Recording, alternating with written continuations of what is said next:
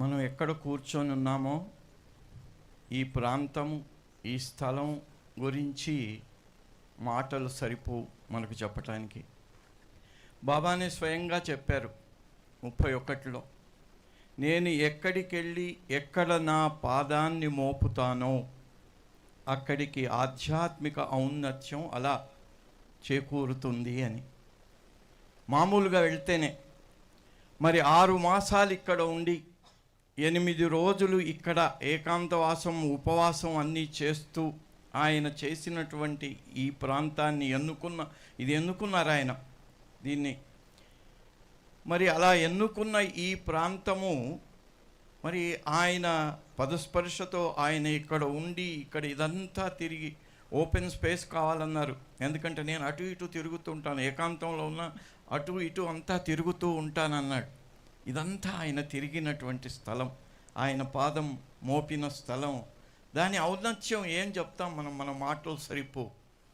అలాంటి మరి ఆ స్థలంలో ఈరోజు మనం ఇక్కడ ఉన్నామంటే మన భాగ్యం ఇంత అంత అనే విషయం మనం చెప్పలేం. అటు ఔన్నత్యము ఆధ్యాత్మికమైనా కూడా ఆధ్యాత్మికము భౌతికానికి మూలం. మరి ప్రపంచం అంతా పుట్టింది ఎక్కడి నుంచి? ఇన్ని గ్రహాలు, ఇన్ని నక్షత్రాలు ఎక్కడి నుంచి పుట్టుకొచ్చాయి? ఆధ్యాత్మికం నుంచే. ఏంటి? రియాలిటీ, పరమాత్మ, రియాలిటీ అనేటువంటి పరమాత్మలోంచి పుట్టుకొచ్చాయి కాబట్టి వాటికి ఉనికి ఉంది. అలాగే మరి ఇక్కడ ఆయన ఈ ఔన్నత్యాన్ని పెంచడంతో పాటు ఇక్కడ ఔన్నత్యమే కాదు, 78లో మాకు 25,000 ఎకరం కొనుక్కోండి అన్నారు, ఓ లెటర్ ఇచ్చారు ఆర్డీఓ గారు. బాబా 51లో వచ్చారు, 75లో అప్పటికి అన్నేళ్ల తర్వాత 25,000 ఎకరం కొనుక్కోండి అన్నారు. ఈరోజు 25 కోట్లకు కూడా ఎకరం దొరకదు ఇక్కడ. అంటే ఆధ్యాత్మిక ఔన్నత్యమే కాదు, ఈ భౌతికమైంది కూడా దాని వెనువెంటనే దాని వెంట పరిగెడుతూనే ఉంటుంది. మనం కావాలని అడగకపోయినా, అడిగినా దొరకకపోవచ్చు, అడగకపోయినా వెంటబడి వస్తుంది అది. ఎందుకు? ఆధ్యాత్మికం వెనకాలే ఉంటుంది. ఆధ్యాత్మికమే భౌతికానికి మూలం. అది తెలుసుకోకుండా ఆధ్యాత్మిక ఔన్నత్యం గల చోటికి వెళ్ళి కూడా నాకు అది కావాలి, ఇది కావాలి అని అడుగుతూ ఉంటాం. అందుకని మన కవులు, పండితులు అన్నారు, మనసున్న మనిషికి సుఖము లేదు ఎన్నటికి అని. సుఖం ఎందుకు లేదు? కోరాల్సింది కోరము, కోరకూడనిది కోరుతూ ఉంటాము, నిత్యంగాంది నశ్వరమైంది దాన్ని కోరుతుంటాము, అదేదో గొప్ప అనుకున్నట్టుగా. మరి ఆ వాల్యూ అలా పెరిగిపోతుంది. ఎందుకు పెరుగుతుంది? ఆధ్యాత్మికం వెనువెంట ఉంటేనే భౌతికానికి కూడా విలువ పెరుగుతుంది. అలాంటి మన దివ్య ప్రియతముడు ఇక్కడ ప్రూవ్ చేసినటువంటి విషయం అలాంటి విషయము. అందుకని మరి బాబా ఇక్కడ చేసినటువంటి ఆ పని, గాడ్ డిటర్మైన్డ్ స్టెప్, మనోనాష్ అనేది ఎందుకు చేశారు? ఎందుకంటే మనం ఇందుకే పప్పులో కాలేస్తున్నాం.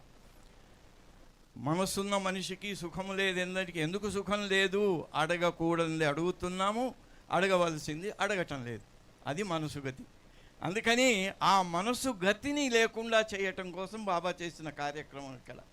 దాని గురించి ఎక్కువ డీటెయిల్గా వెళ్లకుండా బాబా చెప్పిన ముఖ్యమైన మాటలు, ఎందుకంటే ఇక్కడ మనం ఎన్నిసార్లు దాని గురించి చెప్పుకున్నా తక్కువే. భగవన్నామస్మరణ, బాబా అందుకే అన్నాడు కదా, remember me whole heartedly and constantly. అది ఏదో ఒక పొద్దున్నో సాయంత్రమో కాసేపు బాబా బాబా అనుకుంటే అయిపోయింది, పని అయిపోయింది. లేదా ఏదో గుళ్ళోకి వెళ్ళి దండం పెట్టేసుకుంటే పని అయిపోయింది, ఓ పని అయిపోయింది బాబు కాదు. నిరంతరం హృదయపూర్వకంగా స్మరించుకోమన్నాడు. ఆధ్యాత్మికం అనే దానికి బ్రేక్ లేదు, టైం లేదు, అది నిరంతరం ఉండాలి. ఎందుకు? ఈ మనస్సు అనేది పోవాలి అంటే నిరంతరం ఉండాల్సిందే. ఆ నిరంతర ధ్యానం ఉంటే కానీ ఆ మనస్సు అనేది పోదు. అందుకని బాబా ఇక్కడ మనోనాష్ అనే అటువంటి కార్యక్రమము ఆయన చేసింది ఏమిటో మనం మరి తెలుసుకోవాలి కదా. మనోనాష్ అంటే ఏమిటి, దాని ఫలితం బాబా చెప్పినట్టుగా ఏమిటి, దేన్ని మనం పొందాలి అనే విషయానికి వస్తే బాబా మాటల్లోనే చెప్పుకొని మరి సమయానుసారంగా మనం ముగించుకుందాం. బాబా అంటారు, when the mind with its desires, cravings and longings is completely consumed by the fire of divine love. మొట్టమొదటి దాంట్లో పార్ట్ ఏమిటి అంటే ఈ మైండ్ అనేది ఏమిటో చెప్తున్నాడు బాబా. మనస్సు అనేది ఏమిటో చాలామందికి తెలియదు. మనసు గతి ఇంతే అని, మనసు అన్నాం. అసలు ఆ మనసు ఏమిటి, మనస్సు అనేది ఏమిటో మనకు తెలుసా అంటే బాబా అంటున్నాడు మనస్సు అనేది ఏమీ లేదు, డిజైర్స్, క్రేవింగ్స్ అండ్ లాంగింగ్స్, ఇది మనస్సు. మనకు ఒక ఉదాహరణ చెప్పుకుంటే, వర్షాకాలంలో పెద్ద పెద్ద మేఘాలు వస్తాయి, సూర్యుని వెలుగు అది కప్పబడిపోతుంది, చీకటైపోతుంది. అంటే జ్ఞానం అనేది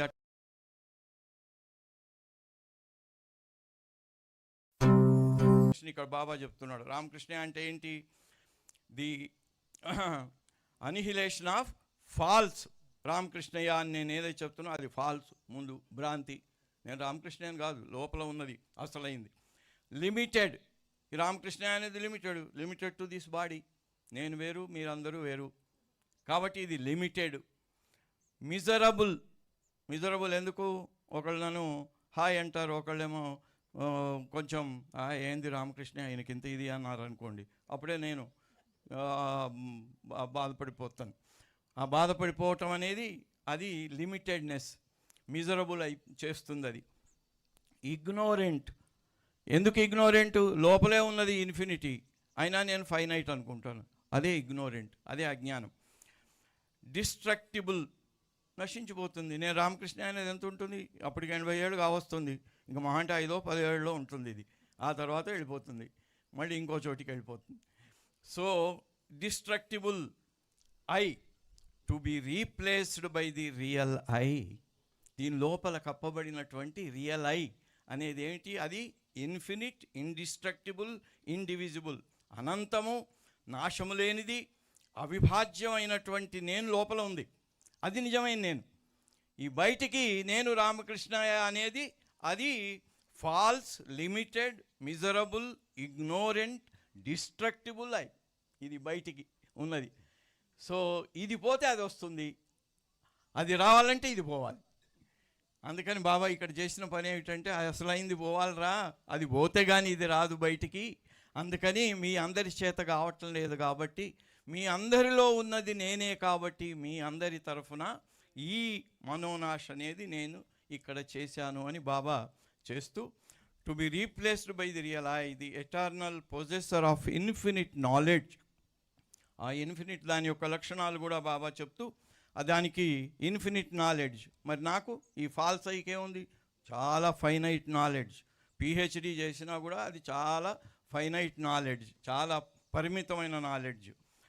లవ్, నా ప్రేమ కూడా చాలా పరిమితమైన ప్రేమ. Power, peace, bliss and glory in its unchangeable existence. దానికి ఎప్పుడు చేంజే ఉండదు. అది దానికి సర్వకాల సర్వావస్థలందు ఒకే రకంగా ఉంటుంది కాబట్టి అన్చేంజబుల్ అని బాబా చెప్తున్నారు. ఇక్కడ ఈ డిజైర్స్ అనేవి లేకుండా పోవటము ఎలాగా అనేది బాబా చెప్తూ డివైన్ ఫైర్లో దహించుకోపోవాలి అన్నారు. ఇది చూస్తుంటే నాకు ఒకటి జ్ఞాపకం వచ్చింది. మా రాజుగారు కూడా చెప్పారు కోరికల గురించిన కథ, Italy and Rome and Egypt కథ చెప్పారు ఆయన. అంటే కోరికలు అనేవి ఎలా ఉంటాయంటే అలా. మరి ఈ కోరికలు అనేవి దహించుకొని పోవాలి అంటే ఎలా? బాలనాథ్ గారు కన్వర్జేషన్స్ అని రాశారు, దాంట్లో కథ రాశారు. ఆయన ఎప్పుడు అంతరంగంలో బాబాను ఆహ్వానించి బాబాతో సంప్రదింపులు జరిపేవారు, మాట్లాడుతూ ఉండేవారు ఆయన. ఒకరోజు అలాగే బాబా కళ్ళు మూసుకున్నారు, బాబాతోని లింక్ ఏర్పడింది. బాబా రాగానే బాబాను బాబా వచ్చారా అనగానే, ఎందుకురా నాయన ఇంత అవస్థ నీకు? ప్రతిరోజు నువ్వు ఇలా కూర్చోవటం, నన్ను పిలవటము, నేను రావటము, మళ్ళీ నీ యోగక్షేమాలు అడగటము, ఏం కావాలరా అని అడగటము, నువ్వేదో నీకు కావాల్సింది అడగటము, నేను దానికి నా సమాధానం చెప్పటం, ఇదంతా ఎందుకు ఈ తంతంతా? నేను ఒక పని చేస్తాను, ఓకేనా అన్నాడు. అంటే బాబా మరి మీ ఇష్టం ఏంటో చెప్పండి అది అన్నాడు. ఏం లేదు, పురాణాల్లో ఉంది కదా, కల్పవృక్షం అని ఒకటి ఉంటుంది, ఆ కల్పవృక్షం కింద కూర్చొని ఏది కోరుకుంటే అది అయిపోతుంది. అందుకని రోజు నువ్వు ఇలా కూర్చోవటం, నన్ను పిలవటం, నేను రావటం, మళ్ళీ నీకు సమాధానం చెప్పటం, ఇదంతా ఎందుకు? కల్పవృక్షం ఒకటి తెచ్చి నీ దొడ్లో పెట్టేస్తాను, నీ ఇంటి వెనకాల పెట్టేస్తా. రోజు పోయి దాని కింద కూర్చో. నువ్వు ఏది కోరుకుంటే అది ఇన్స్టాంటస్గా అయిపోతుంది. ఇంకా ఆ కష్టం అంతా ఎందుకు? నన్ను పిలవటం, నేను రావటం, ఇదంతా ఎందుకు అన్నాడు. ఇదేదో బాగానే ఉన్నది అనిపించి అన్నాడు, ఏమో బాబా అంటే చెప్పు, నువ్వు నిర్ణయం చేసుకొని చెప్పు, వెంటనే ఒక కల్పవృక్షం అక్కడ పెట్టేస్తాను అన్నాడు. అంటే 1 నిమిషం బాబా, నాకు 1 నిమిషం సమయం ఏమన్నాడు. 1 నిమిషం ఆలోచించుకొని ఆయన అన్నాడు, వద్దు బాబా, నాకు కల్పవృక్షం వద్దు అన్నాడు. అదేంటి, హాయిగా కష్టం లేకుండా నీకు కావాల్సిందల్లా పొందే కల్పవృక్షం అక్కడ పెడతా అంటే వద్దంటావు ఎందుకు అన్నాడు. వద్దు బాబా, నాకు అర్థమైపోయింది అన్నాడు. ఎందుకు అంటే కల్పవృక్షం అనేది ఇస్తుంది కానీ అది నాకు ఏది మంచో ఏది చెడో విచారించదు అని. ఆ సందర్భంగా నాకు ఒక ఇది వచ్చింది. ఒక కథ చెప్పారు. ఓ బాటసారి పాపం బాగా అలసిపోయి వెళ్తూ వెళ్తూ ఓ చెట్టు కింద కూర్చున్నాడట. కూర్చోగానే బాగా దాహం వేసింది. చాలాసేపు నడిచాడు ఎండలో, దాహం వేసిందట. అబ్బా, మంచినీళ్ళు ఎవరైనా తెచ్చిస్తే ఎంత బాగుండు అన్నాడట. వాడికి తెలియదు అది కూర్చున్నది కల్పవృక్షం అని. కూర్చున్నాడు. వెంటనే ఓ గ్లాస్ నీళ్ళు వచ్చి అక్కడ గ్లాస్ వచ్చి అక్కడ పెట్టాడు. ఎవరు పెట్టారో తెలియదు, వచ్చింది. తీసుకొని తాగాడు. చల్లగా బాగున్నాయి, తీయగా చల్లగా నీళ్ళు. ఆహా, ఎంత బాగున్నాయి అనుకున్నాడు. అనుకోగానే నీళ్ళైతే తాగాగానే ఆకలి అవుతుంది, ఈ ఆకలికి ఎవరైనా మంచి భోజనం పెడితే ఎంత బాగుండు అనుకున్నాడు. వెంటనే ఒక ప్లేట్ నిండా షడ్రసోపేతాన్నం అంతా వచ్చి అక్కడ వచ్చి ప్లేట్ వచ్చి అక్కడ ముందర పెట్టబడింది. అరే, అనుకోగానే వచ్చేస్తుంది అని ఆ భోజనం హాయిగా భోంచేశాడు. భోంచేసిన తర్వాత భోజనం అయిపోయింది, కాస్త విశ్రాంతి తీసుకోవాలని ఉంది. ఇక్కడనే ఒక హంసతూలికా తల్పం, ఒక మంచి బెడ్ వస్తే ఎంత బాగుంటుంది అనుకున్నాడు. వెంటనే ఒక బెడ్ వచ్చి పడింది. ఆ బెడ్ వచ్చింది, బెడ్ మీద పడుకున్నాడు. బెడ్ మీద పడుకోగానే మనసు చూడండి, అదే మనసున్న మనిషికి సుఖం లేదన్నట్టుగా ముందు చెప్పినట్టు, మనసున్న మనిషికి ఎందుకు సుఖం లేదు, ఎందుకు ఈ డిజైర్స్, క్రేవింగ్స్ ఎందుకు మనం సుఖంగా ఉండనియ్యవు అనేది అక్కడ అతనికి వెంటనే మంచం మీద పడుకోగానే ఇంకో ఆలోచన వచ్చిందట. అబ్బా, ఇక్కడ నా భార్య అయితే లేదు, ఈ మంచం మీద పడుకున్నాను కదా, ఎవరైనా మంచి అందమైన అమ్మాయి, ఒక స్త్రీ వస్తే నా పక్కన పడుకుంటే ఎంత బాగుండు అని ఆలోచన వచ్చిందట. వెంటనే ఒక స్త్రీ నడిచి వచ్చేస్తుంది. నడిచి రాగానే ఆమెను చూడగానే వాడికి అనిపించిందట, ఇవి నిజంగా స్త్రీనైనా బ్రహ్మరాక్షస, ఈమె వచ్చి నా గొంతు నొక్కేసి చంపేయదు కదా అనుకున్నాడట. వెంటనే వచ్చింది, గొంతు నొక్కింది, చంపేసింది. ఎందుకు? అది కల్పవృక్షం. అన్నం కావాలంటే అన్నం ఇచ్చింది, నీళ్లు కావాలంటే నీళ్ళు ఇచ్చింది, హంసతూలికా తల్పం కావాలంటే అది ఇచ్చింది, స్త్రీ కావాలంటే స్త్రీని తెచ్చింది. ఆ స్త్రీ బ్రహ్మరాక్షసి అనగానే చంపేసింది. అది నీకు మేలా మంచిదా చూడదు కల్పవృక్షం. అందుకని బాలనాథ్ అంటాడు, బాబా, నాకు కల్పవృక్షాలు వద్దు, ఏమొద్దు, కామధేను వద్దు, నాకు నువ్వే కావాలి. ఎందుకంటే నేను నిన్ను అడుగుతాను, అది నాకు శ్రేయస్కరము, నాకు మంచిదైతేనే నువ్వు చేస్తావు, లేకపోతే చెయ్యవు. అందుకని మనం ఆయన దివ్య ప్రేమాగ్నిలో మన కోరికలు అనేవి వదిలేసి మనం ఆయనకే సర్వం అర్పించుకున్నట్టయితే మనం ఈ ఆయన చేసిన మనోనాశ కార్యక్రమం యొక్క ఫలితానికి మనం ఎలిజిబుల్ అవుతాము. అలా చెప్తూ బాబా చెప్పిన ఈ మనోనాశ యొక్క ఎఫెక్ట్ కూడా చెప్పేసి ముగించేస్తాను నేను. బాబా అన్నాడు, మనోనాశ రిజల్ట్స్, దానివల్ల ఏం జరుగుతుంది అనేది చెప్తూ, in this glorious state in which plurality gross. ఇప్పుడు మనం మనస్సుకు లోబడి, మనస్సు గతి ఇంతే అన్నట్టు, మనస్సుకు లోబడి ఉన్నప్పుడు ఏమిటి? అంతా భిన్నత్వం, అంతా వేరు, వాళ్ళు వేరు, వీళ్ళు వేరు, నేను వేరు, అది వేరు, అన్నీ వేరు, నా ఇష్టం, నా అయిష్టం, నాకు నచ్చినవాడు, నచ్చనివాడు, ఇవన్నీ ప్లూరాలిటీ. మనోనాశ వచ్చినట్టయితే plurality goes, unity comes. Plurality పోతుంది, యూనిటీ వస్తుంది. Binding goes, freedom comes. Binding అనేది ఎందుకు? బైండింగ్ అంటే బంధనాలు మనమే ఏర్పరచు చేసుకుంటాం. నాకు అది కావాలి, ఇది కావాలి, నాకు వాడు మంచివాడు, చెడ్డవాడు, ఈ రకంగా మనం బంధనాలను ఏర్పరచుకుంటాం. ఇది మన యొక్క స్థితి. మనస్సు ద్వారా చేసేదాంతో బంధనాలు వస్తాయి, కానీ మనస్సు పోతే బంధనాలు పోతాయి, ఫ్రీడమ్ వస్తుంది. అప్పుడు we are all in this shoreless ocean of infinite knowledge, yet are ignorant of it. అందరం మనం ఈ అనంతమైనటువంటి ఆ ఆనంద సాగరంలోనే ఉన్నాం. మన లోపల అదే ఉంది, బయట అదే ఉంది, కానీ వీఆర్ ఇగ్నోరెంట్ ఆఫ్ ఇట్. మనం అజ్ఞానంలో ఉన్నాం, తెలియదు మనకు. ఉన్నది అని తెలుసు కానీ ఉన్నట్టు అనుభూతి లేదు, దానికి ప్రయత్నించాం మనం. Until the mind which is the source of ignorance. Mind ఎందుకు పోవాలి అంటే అది ఇగ్నోరెన్స్, అజ్ఞానానికి మూలం. లేనిది ఉన్నట్టుగా చూపిస్తుంది, ఉన్నది లేనట్టుగా చూపిస్తుంది. కాబట్టి ఆ ఇగ్నోరెన్స్ పోవాలి అంటే మనస్సు పోవాలి. Vanishes for ever, for ignorance ceases to exist when the mind ceases to exist. ఈ అజ్ఞానం పోవాలి. మనకు బాబా చెప్పాడు కదా, God alone is real, all else is illusion. ఇది నిజం. మనము పాఠం అయితే చెప్తాం, ఉప్పు కప్పు రంబును ఒక పోలిక నుండు అని పద్యం చెప్పినట్టుగానే ఇది చెప్పేస్తాం. కానీ మనకు అనుభూతి ఉందా? లేదు. మన జీవితంలో ఆచరణ అలా ఉందా? లేదు, ఉండదు. ఎందుకు అంటే అజ్ఞానం. ఆ అజ్ఞానం పోతే కానీ ఇది మనకు for ignorance ceases to exist when the mind ceases to exist అని చెప్తూ బాబా ఇక్కడ లాస్ ఈజ్ గెయిన్. అయ్యో మైండ్ పోతే ఎలాగా, నేను మైండ్ లేని వాడిని అయిపోతానేమో, అరే వీడికి మతి లేని వాడురా అన్నట్టుగా నేను మతి లేని వాడిని అయిపోతానేమో అని భయపడతారేమో. కాదు, భయపడాల్సిన అవసరం లేదని బాబా ఒక 4 ఈక్వేషన్స్ చెప్పారు. అది చదివేసి ముగించేస్తాను. బాబా అంటారు, loss itself is gain. Manonash, don't think that it is loss, it is gain, real gain. We must lose ourselves in order to find ourselves. ఏంటి లూజ్ అవర్ సెల్వ్స్?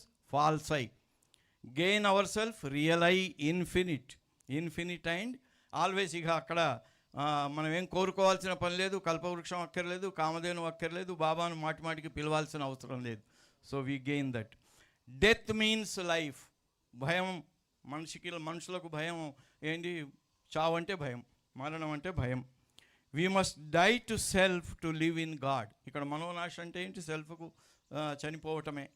నిజంగా చనిపోవటం అనేది బాబా అంటాడు, డెత్ అని అందరు ఇదంటారు కానీ nobody knows to die really. నిజంగా చనిపోవటం ఎవరికి తెలియదు అని. అలాగని మనం చనిపోయినట్టయితే we must die to self, అంటే ఫాల్స్ సెల్ఫ్కి. We must die to live in God. Manonash అనే ఫాల్స్ సెల్ఫ్ను పోగొట్టుకుంటే మనం భగవంతుల్లో అనంతంగా, శాశ్వతంగా, అనంతమైన ఆనందంతో ఉంటాము. Complete emptiness means absolute fullness. We must become completely void inside. Baba అంటాడు నగ్నంగా అయిపోవాలట. వాయిడ్ ఇన్సైడ్ ఏంటి? మొదలుగా మనం చెప్పుకున్నదే, mind with its desires, cravings and longings, ఇవన్నీ లోపల నిండి ఉన్నాయి. అవి ఎంప్టీ కావాలి. అవి ఎంప్టీ అయితే కానీ ఫుల్నెస్ వస్తుందట. అవి ఎంప్టీ కాకపోతే ఫుల్నెస్ రాదు. అందుకని we must become completely void of this desires, cravings and లాంగింగ్స్, and then void inside to be completely possessed by God. So nothing means everything. We must become naked of selfhood by possessing nothing so as to be absorbed in God's infinity. అలా మనం అన్నీ మనోనాశ అంటే అయ్యో మనసు పోతే ఎట్లా అని భయపడాల్సిన పని లేదు. Loss is gain. ఆ లాస్ ఈజ్ గెయిన్ ఇవ్వటానికే ఆయన ఇక్కడ ఈ మనోనాశ కార్యక్రమం చేశారు. దాని ఫలితం మనందరికీ ఇవ్వటానికి వచ్చారు. నిజంగా మనం భాగ్యవంతులమే. ఎందుకంటే తెలియదు మనకు, మన భాగ్యం ఏమిటో తెలియదు. కాకపోతే ఏంటి, మన ఇగ్నోరెన్స్ అనేది దాని మీద ఓ కప్పేసి సరిగ్గా దాని ప్రకారంగా మనం జీవితం గడిపే అటువంటి ధైర్యాన్ని, అటువంటి నిర్ణయాన్ని మనకు ఇవ్వలేకపోతుంది. మనకు మళ్ళీ కోపం వస్తుంది, మనకు మళ్ళీ ఇష్టాలు వస్తాయి, అన్నీ వస్తాయి. ఆ ఇగ్నోరెన్స్లో ఉండి అంతా ఒకడే, అంతా భగవంతుడే, అంతా ఉన్నది ఆయన ఒక్కడే అని తెలిసినా కూడా మళ్ళీ మనకు భిన్నత్వం కనిపిస్తూనే ఉంటుంది. ఆయన వేరు, ఈయన వేరు, ఈయన వేరు, ఆయన వేరు. ఆ అజ్ఞానాన్ని పోగొట్టుకోవటానికి బాబా మనకి ఇచ్చినటువంటి అవకాశం. మనం ఇంతమంది ఈరోజు ఇక్కడ చేరాము అంటే ఆయన కృపకు నిజంగా పాత్రులయ్యే వాళ్ళమే. కానీ ఆయన వెయిట్ చేస్తున్నాడు. ఎప్పుడు ఆ ముసుగు తీసేస్తే, ఎప్పుడు అది చేస్తే నువ్వు ఖాళీ అయిపోతే అప్పుడు ఇస్తానురా బాబు అంటున్నాడు. అది పొందటానికి ఆయన కృప మనం పొందాలని కోరుకుంటూ అవతార్ మెహర్ బాబాకి.